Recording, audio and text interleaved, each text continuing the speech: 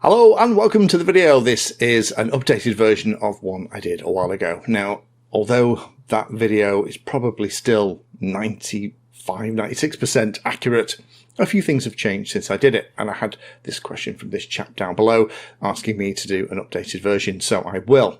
Now, this video is aimed at those of you that are relatively new into the hobby. You may be watching loads of YouTube videos, reading loads of forum posts, doing your research, and trying to figure out what the differences between three of the most common flight control firmwares are, namely Betaflight, INAV and Ardupilot. Now, here on the channel there are series where I go through building quadcopters, planes, wings, all kinds of things using these different technologies. And for me, the choice remains reasonably simple. If I'm building a simple quadcopter or a small whoop or something like that, I'm going to go Betaflight. If I'm building a wing or a plane, I'm going to go with INAV. If I'm building something that's a bit more professional, that I want more functionality in and going to put more money into, I'll usually use one of the Ardupilot family. And Ardupilot is a family. There's Ardu Rover, which can be used for cars, trucks, boats, Ardu Sub, there's Ardu Plane, there's Ardu Copter. Ardupilot can be used for multi-rotors of various types, but also helicopter builds. I've done one of those recently. So going up in complexity is sometimes not the best thing to do if you're relatively new. However, because I've been asked to do an updated version, here it is. Again, I'm trying to remove my own biases about this stuff. I've been using all this technology for well over a decade at this point. However, some of my own experiences are bound to creep in. So be aware that this is changing all the time. These, particularly things like Betaflight and INAV, are adding new functionality on almost a weekly basis. So do be aware of that. If you're watching this video in a year's time, it's probably changed a little bit again. However, in terms of the core choices that I would make as a pilot, I doubt very much that if I did this in a year's time, I would change things around a lot. So let's talk about Betaflight first. Betaflight is probably the default choice for a huge number of pilots when it comes to quadcopters. Not only for things like racing, but also for just general quads. Most of the little whoops that you're going to buy, most of the larger quads that you're going to get hobby based are probably going to come configured with Betaflight. It does provide basic GPS functionality, so you can put a GPS on the back, and it does have functions like GPS rescue. So it can get the model back to you, but it is pretty basic. It has developed over the past few years and added lots more functionality. Of course, control and setup is all done via a PC interface or a phone app, which is pretty much ubiquitous at this point, and provides some really nice telemetry features back down to the radio. And with the advent of things like CRSF and two-way communication, it means that you can also do lots of configuration up there as well. Great support for FPV and on-screen displays, great lure support on the radios for the Betaflight lure to do all the configuration, but it also has plane and wing support now. It's not one that I would personally use for planes and wings, but it is something that quite a lot of people play with. And you do find that although there are the core things that these systems are really good at, people will kind of push the envelope, try things out. And these, as I said in the introduction, are always evolving and changing. So for most pilots, if they're into quads, Betaflight is something they're going to know very well.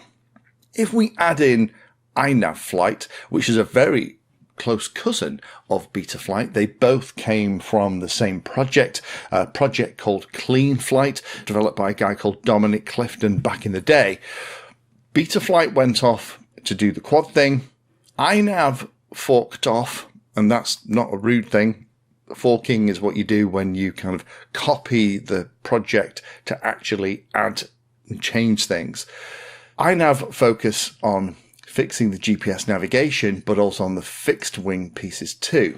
So in here we have the much better things for GPS support. So I call it GPS Plus.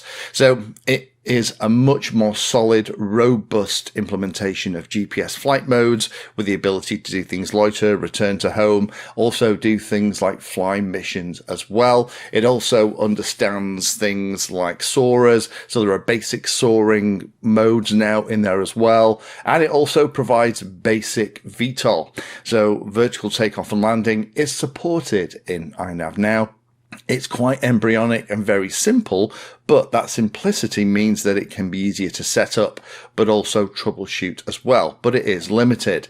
Also starting to add in some more advanced sophisticated functions that you will see on higher end flight controllers, but are starting to appear on regular flight controllers that we use in the hobby, things like the TBS all-in-one and some of the higher end Maytech H7 based stuff like CAN bus. There's an awful lot of extra things in INAV. I would use INAV when I am building a plane or a wing. I also use INAV in quite a few quads where others potentially would use Betaflight because of those more robust return to home features, thanks to things like understanding the GPS, but also compass and other pieces too around that whole kind of autonomous flight stuff. I find it much more robust in things like INAV for when I actually want to guarantee that I'm going to get that model back in the event of a problem. So for me, Betaflight for smaller quads, INAV for my wings, planes, and larger quads that have more expensive equipment on, like HD FPV, action cameras and stuff. The last one in the list is Ardupilot.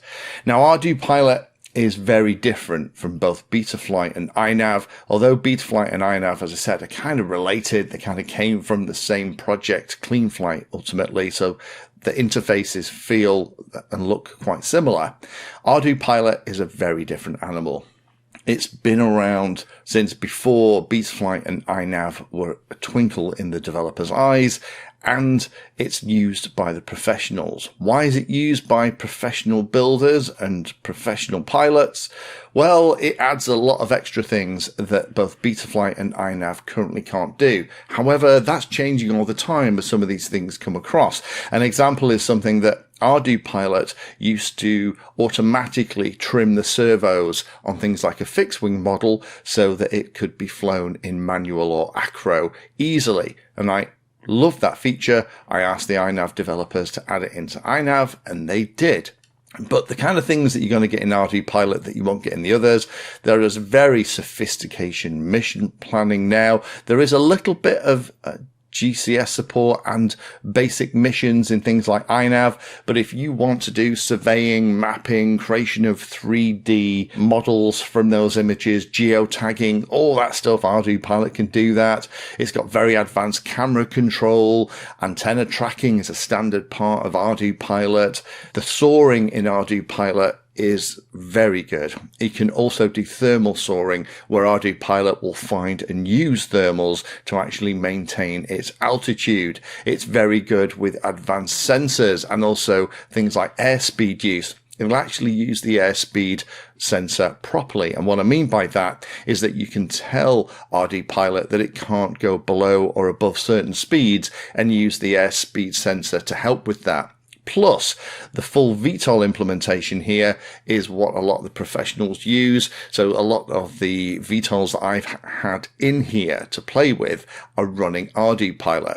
Because it is so fully featured and so rich, it isn't a 2-minute job to set it up, and it's definitely not a 2-minute job to set it up well. And that has been the issue with Ardupilot on a lot of the hobby grade stuff. With the exception of the Argus FPV Rockwing VTOL that I looked at a while ago, that's the only hobby grade VTOL where they've actually done a proper setup on Ardupilot, so it works reliably.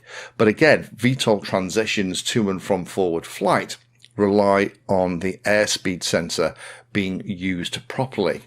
Also has advanced automated landing, so you can use things like lidars and sonars. Then we have much more advanced telemetry with support for things like ground stations, and you also have lots of other interfaces that are supported on things like Ardupilot, like Ethernet. That PC network is actually something that gets routed into larger UAVs. So Ardupilot is something that can do all of this stuff and is very, very good at it. And I will use Ardupilot when it's a model that either has some form of VTOL element, or I'd want to use those advanced telemetry functions, or in the most recent series that I did, where I want to use it on a helicopter. Because Ardupilot isn't just about quads, wings, or planes. It can do boats, subs, cars, trucks, and actually INAV can do a lot of those things as well. It can also do boats and rovers. So INAV has a much broader range of models that it supports than some of the other projects. So there we have it. Those are my quick whistle-stop tour of the big differences between Betaflight, INAV, and our friend Ardupilot. Again, if you are familiar with Betaflight, going to INAV is easier because the interface is very similar, and vice versa. Ardupilot is one of those things that is completely different and can be overwhelming when you first start out. However, do not worry if you're trying to get your head around this stuff. I have series below. I'm going to link them in the description, so check them out, where there's an INAV for beginners, a Betaflight quad build for beginners, and there's also an Ardupilot build for beginners as well. If you follow along with them and follow every single step, you'll get to the end and it will work. For me, my choice, as I mentioned in the introduction, remains the same. If it's a smaller quad that isn't too expensive, I'm going to go with Betaflight. As the quads get more expensive, then I will put a GPS on the back and I will use things like INAV. I'll also use INAV in my hobby grade planes and wings. If I'm building something that's a little bit more sophisticated or needs VTOL that I can rely on working every time, then it's a no-brainer. It's going to be Ardupilot. Thank you for watching my video. Check out the playlist, and adding Pedantry 60 to your search terms will help you find my content. If you haven't done so already, please hit the like and subscribe button. It helps a lot. You can support the time I spend here answering questions and helping others by using the links in the video description.